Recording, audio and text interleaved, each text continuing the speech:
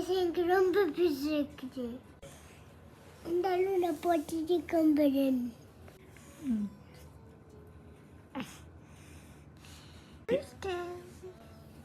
என்னை போட்டு ஹோஸ்டேஜ் மாதிரி இருக்குதா? எங்கள் வீட்டு பிள்ளைங்க போனேன். படம் வரல. 10 நிமிஷம் மாதிரி பறக்க போறேன். இப்போ யோசனை வந்தது. நான் அப்பா உடனே கம்பிட்டோம். எங்கள் ஸ்விம்மிங் செஞ்சோம். சேவ் பண்ணோம். என்ன வீட்டுக்கு திரும்ப வந்துட்டோம். இப்போ எங்கள் வீட்டுக்கு வந்துட்டோம்.